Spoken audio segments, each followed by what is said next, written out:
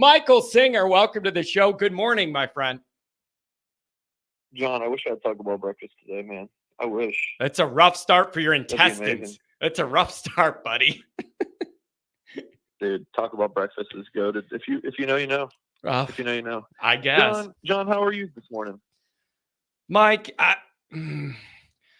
don't know, man. I'm starting to get my little some Notre Dame anxiety here. And I think the last few weeks of recruiting is stressing some people out.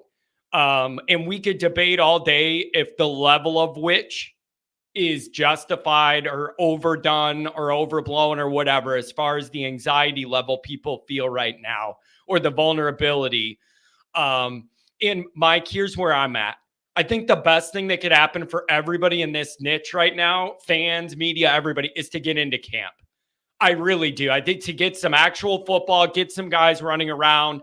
I think that's going to be the healthiest thing for all of us, to actually start looking at this football. And so I'm excited to get into that. What do you think about all this? Dude, I mean, following recruiting is just not for the faint of heart. I mean, it is what it is. Look, here's the thing.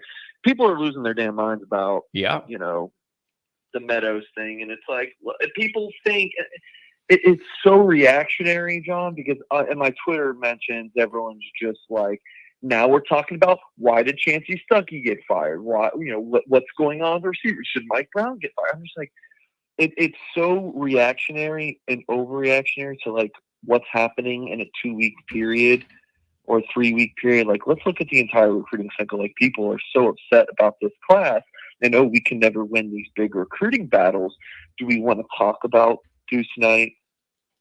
The kid's literally tweeting, "It's not over," with the shamrock emoji, talking about how they're going to keep going after Derek Meadows. Does that sound like a kid who's not bought in with Notre Dame? What about like Dallas Golden and Mark Zachary, 2 top 100 level corners?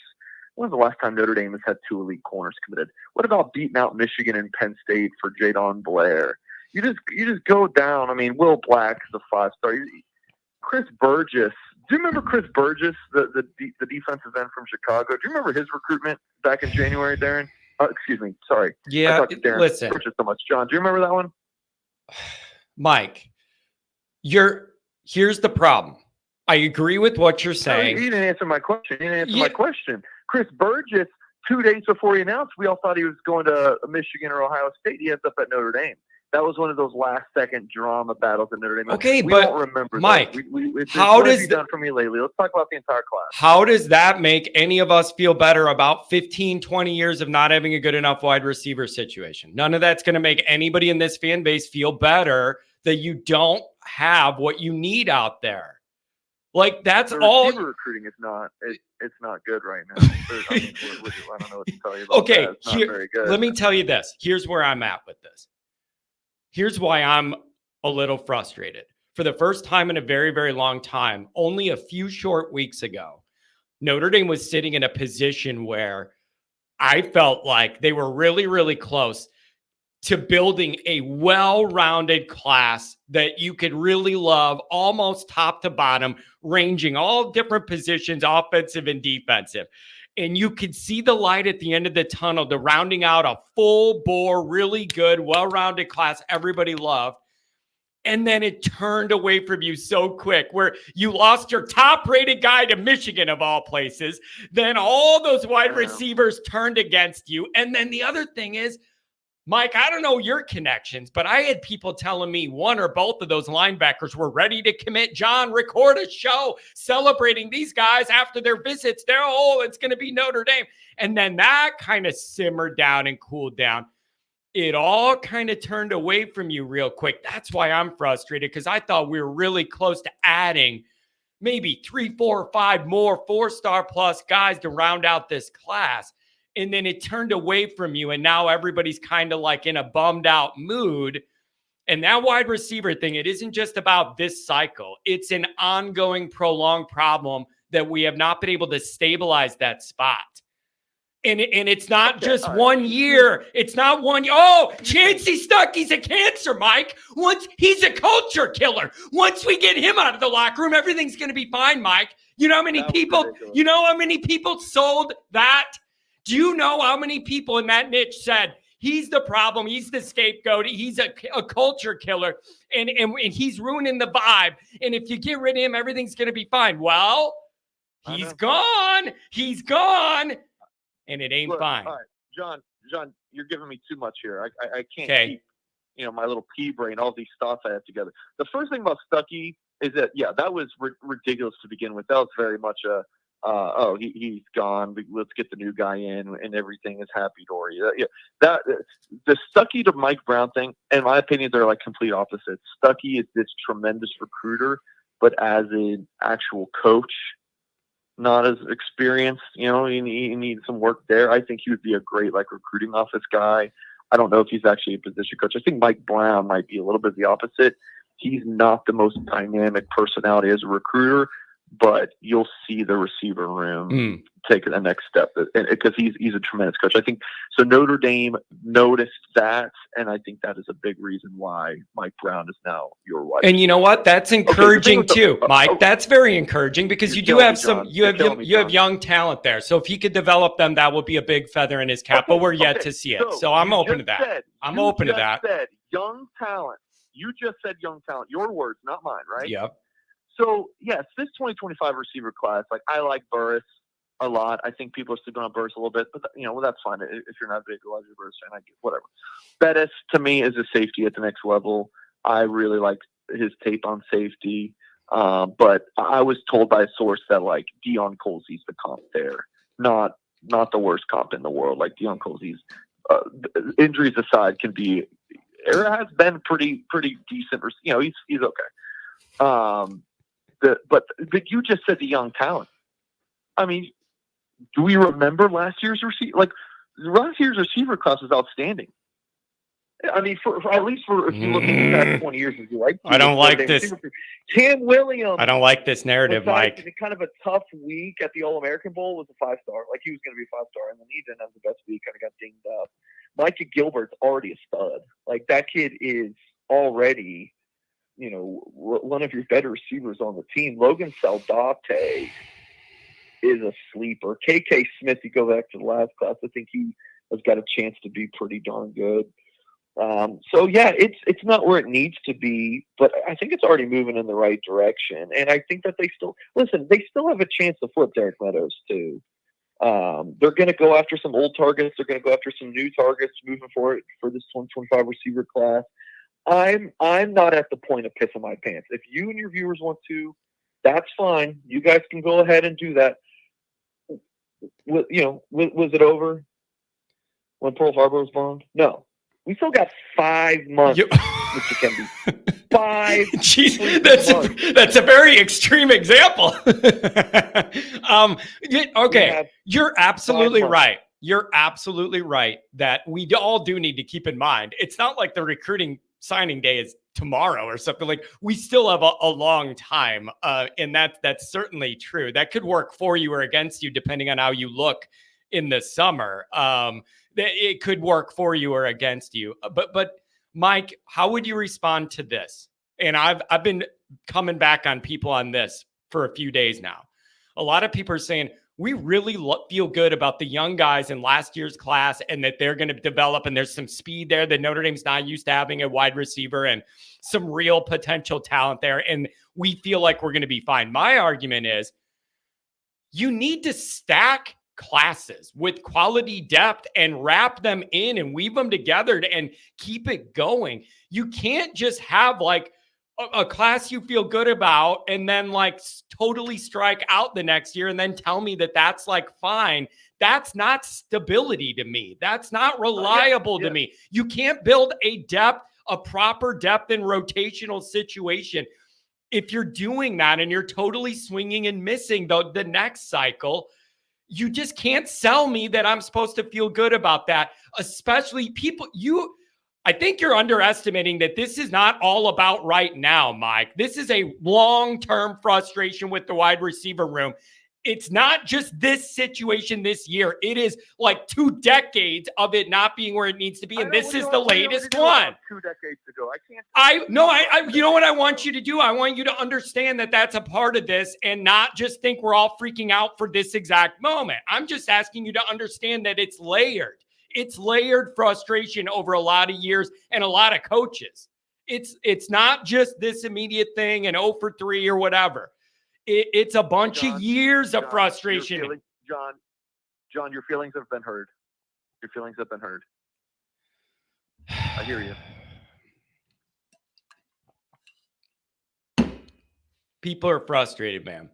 Okay, can I ask? I hear you. So listen, here's the thing about the stacking of the receiver. That is why you had to bring in three 1-year rentals at receivers, because some of the colossal, the Tobias Merriweathers, the Flores, the Braylon James, which on paper, if you just look at on paper, the rankings, the offer list, those were 3 really good gets, just flops for one reason or another. Your boy Gouldsby was a huge fan of Braylon James, makes it a semester at Notre Dame.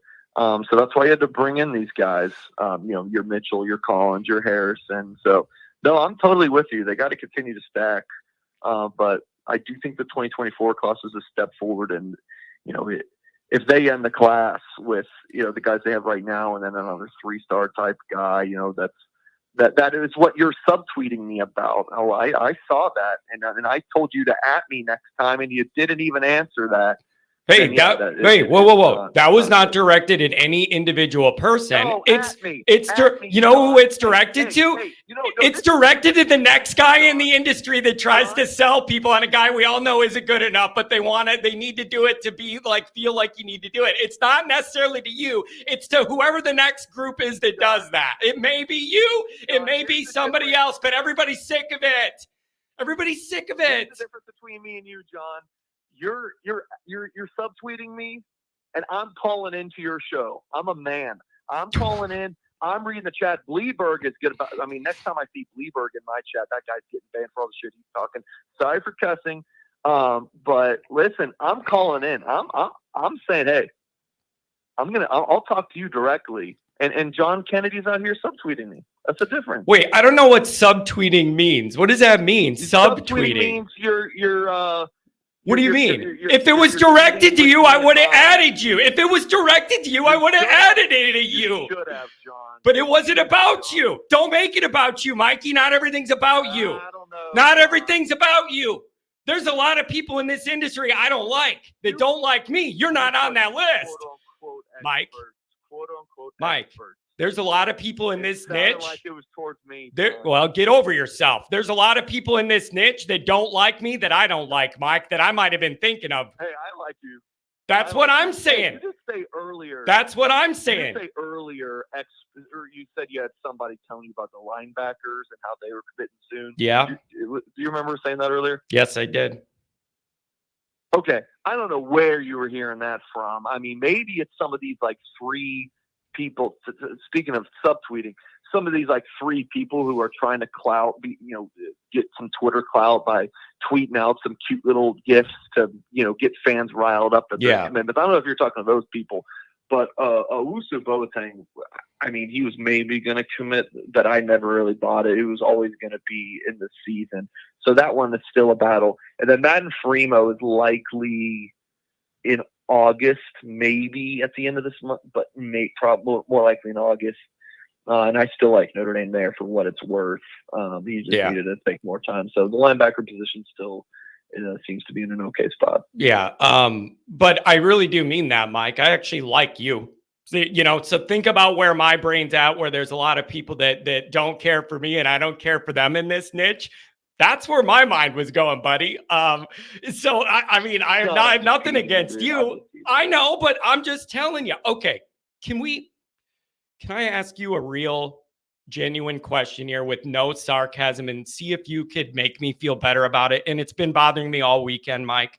I really genuinely I probably won't be able to. No, you may. You really may. And I want to throw this at you and see if you can help me with it, okay? It's one thing to be struggling to land these wide receivers right now, okay, and not be able to land them, and it's frustrating. Here's what I want to ask. Mike, I'm having trouble figuring out what the plan was.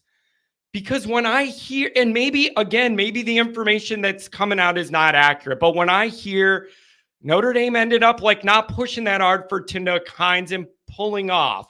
You had a guy that you were recruiting that didn't even want to play on that side of the ball.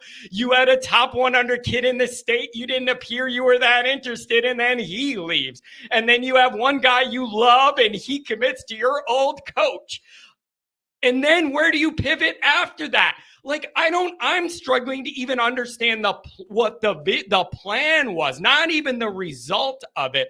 I'm struggling to even understand what the plan was because to me, who are you, Notre Dame, cooling your jets on, guys, when you have no other good pivots? Who do we think we are? Yeah. So I don't even see, forget the results. I don't even see the plan. What's the plan? Yeah. So going into June, there's 4 big receiver targets. You just hit on 3 of them, and then there was the kid who ended up committed to Washington, Dylan Robinson. Yeah. And the thought was to take 2, potentially 3 of the 4, and of course now it's 0 of the 4. Well, yeah. Now there's a couple things, like there is what the recruiting websites rank the kids. That always does not line up with what the actual coaching staff thinks. So that's one side of it.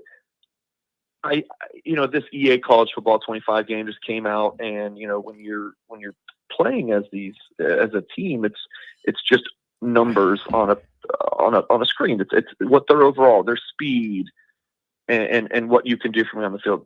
That's kind of how you recruit, and that's not how real life works. So there's other things in play, like academics and cultural fit. So some of that is definitely a part of cooling, not cooling, that kind of thing. John Anthony Hall is an interesting one. I think like him, and there's a kid named Cooper Perry who's committed to Oregon. I think in hindsight they would say, man, we should have or whatnot, or Perry's case shouldn't have cooled on him. But that's kind of in hindsight. I'm sure they would like to have those things over. So it's twofold, John. There is one, just a mistake. You learn from it. They definitely have made mistakes. But 2, there's things that are just outside of what the average kind of recruiting follower would know, and that I'm not going to go on and say, oh, this kid's got a 2.0 GPA. Right. Like, I'm not going to do that. So that's never my place. And I'm not saying that any of these 4 guys have that. And so of this 4, I mean, Hall was one that's interesting because they kind of came in late. Like, I don't think Notre Dame used that one as a big loss. Like, there's so many good receivers out there that they can find a John Anthony Hall level receiver. The biggest one of this 4 that's frustrating is the Meadows, that they're losing sleep at night. Now, this is, John, you're frustrated for different reasons. So the reason I'm frustrated is my point of there are so many good receivers out there. They're just all over the place. That why Notre Dame has not been able to stack more consistent classes of receivers when it is probably the easiest position to recruit, in my opinion, because there's just so many of them. Like KK Smiths and Logan Soldates of the world, you're like high 3-star, low 4-star guy. Those guys are everywhere. Yeah. If you look in and this will be my last thing, then I got to hop off, John. If you look at like the positional rankings, whatever website, Rivals, 247 on 3, whatever, there are so many more 4-star receivers than there are like any other position. Like if you go to center, you get like 2 4-star centers or something in a class. Yeah. But there's like 40 or 45 of them at receivers. There's just so many good ones. Well, then where's our pivots to all of those guys? So I do think, look, call me glass half full. Goolsby calls me eternal optimist. That's fine. I was talking to a Notre Dame source this morning. I think that they're going to end up pivoting and signing a fine 2025 receiver class. I don't think it's going to be as good as 2024. Yeah. I think it'll end up being pretty good, probably middle of the pack when you look at Notre Dame's strongest position. And then, okay, let me ask you one more quick one on the way out is, one of the bright sides here could be you're getting Mike Denbrock in here, and it's going to take a little while, I suspect. But once that offense gets cranked up and you maybe get a higher level of quarterback play with Leonard and then whatever comes after him, how much will that practically impact the way guys perceive and look at Notre Dame when they're considering going there as a wide receiver? Are we overestimating that? It can't hurt, right? If it looks more exciting and favorable for those players. So I talk about this a good bit. Like, if you're Notre Dame right now and you're selling Derek Meadows, it is why we throw to the tight ends and run the ball so much is because we don't have you, right? So you sell the "we need you" element to change what you see on the field. And that's nice, but it's much more impactful to say, hey, look at Justin Jefferson. Hey, look at all these guys who have come through our program and now what they're doing in the NFL. That's more impactful. So that is 1,000% a big deal when you're able to sell, or you don't even have to sell it. You just say, hey, Google my receivers versus, hey, this is what you could be, or this is what you could be on our offense because we haven't had you. Yeah. Man, it's a little bit frustrating. And you're not going to change Notre Dame fans' minds when they're like that, Mike. Like, you're just not. Everybody's worried and they're wound up. And that's the best thing that could happen here is to get into camp and we have actual football to look at and we feel good about the team. I'm telling you, that's going to be the best cleanser here in the short term, is just seeing some guys run around. So I'm excited to get there. Hey, Mike, I appreciate you giving me a call, and especially if you have a beef or something, I appreciate you calling. And but I mean it when I say, it wasn't you that's popping into my brain when I do that. So whatever, man. But I appreciate you calling. Listen, I was teasing you. You were kind of teasing, but if you're listening, you can kiss my ass. Yeah, I mean, I just. What? I'm telling you, it's this Notre Dame life is a wild one, Mike. It's a wild life we live, and it's never boring. It's always something. That's the other thing I love about it. It's always something, man. It's never boring. That's for sure, buddy. Thanks for the call this morning. I appreciate you, Mikey. All right, later, John. See ya.